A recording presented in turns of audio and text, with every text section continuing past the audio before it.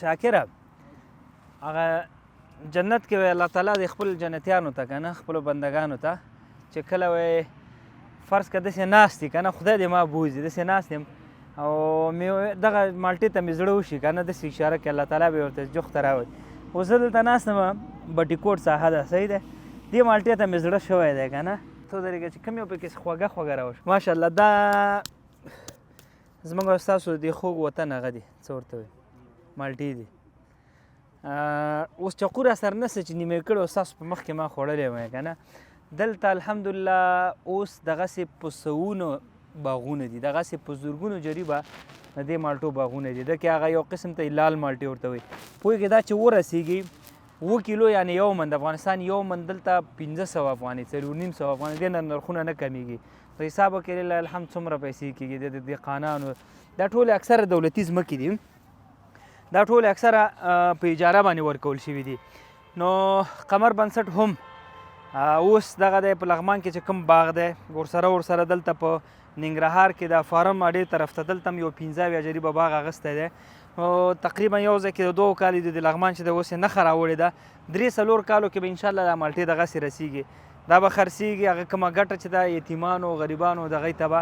په آینده کې طویل المدت لپاره درته یادوم دا به انشاءالله هغې ته رسیږي اوس الحمدلله افغانان په دې پوه شوي دي چې څنګه خپل په داخلي تولیداتو یا څنګه په زراعت باندې کار وکړو نو دلته د دې باغوان نه ما پوښتنه وکړه وایي داسې بوټي هم شته دغلته ولاړ دی راشه حاجي وایي داسې بوټي دلته هم شته چې یو بوټي کې دې خوا راشي دلته داسې بوټی و تا مخکې ویل چې څو منه کوي 40 منه ماشاءالله 40 منه فکر وکړه نو چې 100,000 افغانۍ د یو بوټي نه تر اخله نو دا څو جریبه باغ دی 450 جریبه دی دکې به 100 ونې دي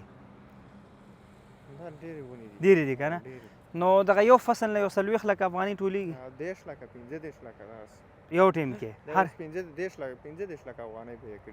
به یې کړي دغسې بس په ده کې چې دکې فرض که داسې یو 15 لکه مصرف نورې پاتې نو موږ خپله له خیره باغ دی انشاءالله خدای به یې ورسوي بیا راځئ تاسو هم راځئ وایي اجازه ده نه خو مې دا یو مالټې اجازه واخیستله په سخته دې اجازه راکړه که زړه خو چقو نه ګرځېدلو نو الله دې وطن زموږ په هره برخه کې آباد لري دا یو مهمه موضوع دا ده چې مالټې خو کېږي دغه ساحې نه هم استفاده کېږي هندوانې هم پکې کرل کېږي هر شی کېږي که نه هغه سړک غاړې سره تاسو ته به هغه وښیي جوار وښیي د جوارو فصلونه هم شوي راځئ تاسو دا دی مالټو وخت خو لا پاتې دی که نه تقریبا جدي میاشت کې اوس یو نیمه میاشت وروسته شاید مالټې به دغه جوار چې کوم ځای کې پراته دي کنده په ځای بیا مالټې داسې هغه کېښي دي نو دا یې بله ګټه د جوارو ډوډۍ خو هم کله خوړلې که نه بیا خصوصا د افغانستان بیخي خواږه دي نو الحمدلله زموږ او ستاسو دا وطن زموږ او ستاسو دا خاوره که درته ووایم چې په سیسټم یې پوه شو نو قیمتي خاوره ده الله دې راته آباد کړي چې تر څو پورې خپلو په پښو ودرېږو مخکې به دې مالټو ته مو سترګې نیولې وې چې کله به تورخم خلاص بیا به راتلې که نه اوس چې کله تورخم خلاص د دې خوا به ور روانو انشاءالله نو د وطن د آبادۍ په هیله الله تعالی یې داسې وخت راولي دا وطن مو په هر څه کې د ټولو څخه پورته وي ډېره مننه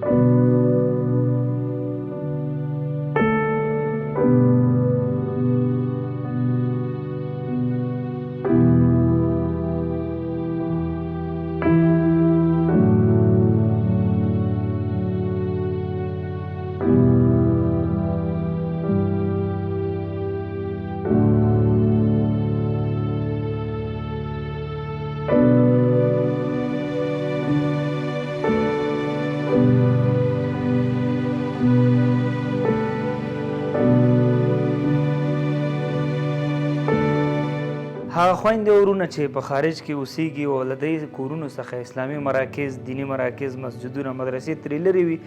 په دې سوچ کې او فکر کې چې زما اولاد د دین څخه لرې پاتې کېږي. خورې او وروره تاسو لپاره قرآن کور اکاډمي موږ جوړه کړې ده. کوی سي په لاندې وټساپ موږ سره رابطه کې شي. انشاءالله تعالی ستا اولاد به له دغه خوږ علم څخه بې برخې نه کېږي.